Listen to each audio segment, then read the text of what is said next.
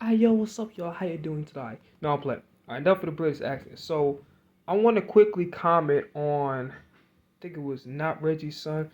I don't remember who the dude's name was, but him and Zoe had a situation that kind of went viral. I've been seeing it on TikTok. I don't really watch neither one. Like, I watch their clips from time to time. I think the other guy's name is like not Reggie's son or some shit like that. I don't remember his. I feel like he got like two names. Correct me if I'm wrong.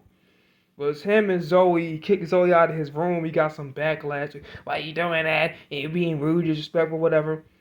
So I didn't see the whole situation because I have, excuse me, I have a life to live. So I don't have time to keep up with these streamers and shit like that. Like I think the Red's too funny guy. I think he's hilarious.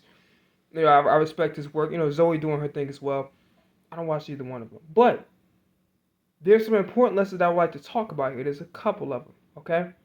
The first one is about self-awareness, okay? Now, I didn't see the entire back and forth, okay? I'm just speaking from past observations that I've seen about Zoe and how people interact with her. Here's what you have to understand. I got a big ass mouth.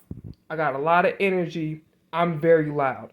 I'm an introvert at heart, but as I've gotten older, I've gotten more confident about myself, and I like cracking jokes. That's part of me being an entertainer, right?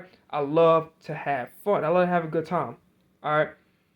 People have to understand though that just because you're loud and you like being loud, and of course, hopefully you should like yourself. That doesn't necessarily mean it's going to resonate with everybody. You have to pick and choose your spots. For instance, if I'm rattling off jokes and I make a joke and I hear silence, you got to pick up on the social cue that's like, you know what, you might want to shut up, just take a few plays off, and come back maybe an hour or two, right? But the jokes ain't hitting, just move on. So for Zoe, she's very loud. She's very, I don't want to say obnoxious because that's being mean, but she has a very strong personality. Not everybody's going to be okay with that, and she has to understand that you have to pick and choose your spots. And you also have to read the room and understand the atmosphere you're in. It's cool to laugh and joke around or whatever. But when you have a big personality and you're very loud, like I was screaming at the top of my lungs, imagine hearing that shit for 2 hours, 3 hours straight. It'd be annoying as fuck. You'll be like, you want to leave a room. Because as loud as I am and as big of a mouth as I got, I could talk to the motherfucking, to the sun come up.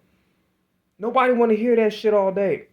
Right? And a person with a big ass mouth, I don't even want to hear somebody talk all day. Eventually I'm like, yo man, like my mind, yo man, shut the fuck up, or like go find something to do where you can just be quiet for like 5 minutes. You understand what I'm saying?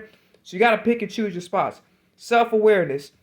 Not everybody you meet is gonna be okay with that. You have to, it's your responsibility to make those adjustments. And not force people to have to deal with your behavior because you feel like in your head, this is how I am, just have to accept me. No, that's not true. You have to pick and choose your spots, right?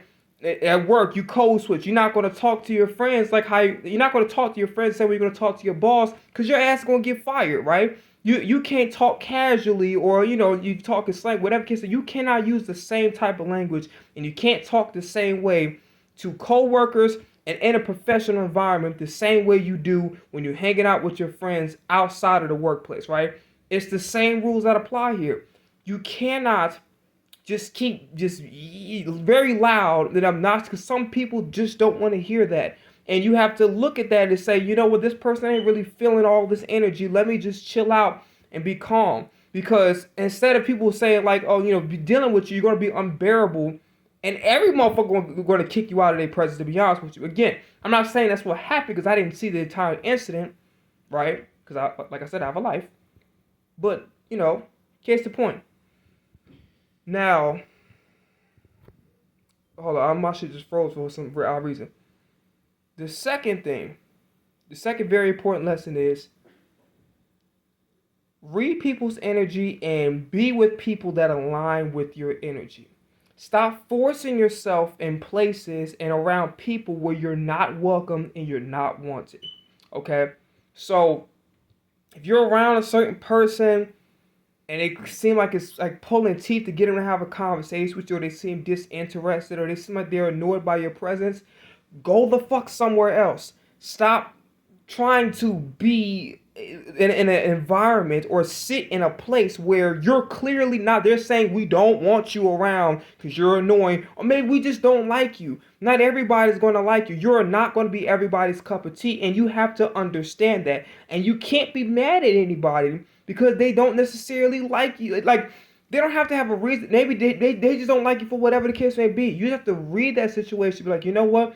I'm gonna be around people that enjoy being around me. I'm gonna be around people that they enjoy my company. Stop forcing yourself in situations and around people that you're not wanted, right? It's not just the content creator, this is just in life in general.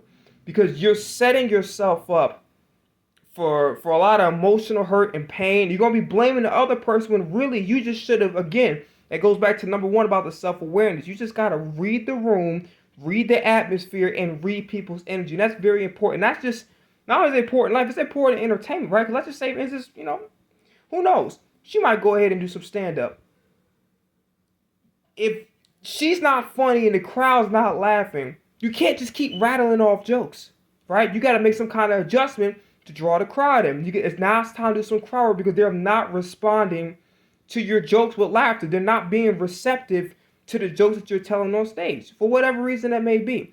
So you have to make adjustments. You can't just keep rattling off jokes if they're not resonating with the audience. You don't hear no laughter in the audience, then they don't think you're funny. Okay. So this is just a little PSA, a little lesson that I think anybody, including myself, can really take out of the situation. It's not like any hate towards Red's Too Funny. There's no hate towards Zoe. This is just a conversation that I just wanted to have for the sake of it, all right? Y'all be easy. Good night and goodbye. Peace! I'm out of here.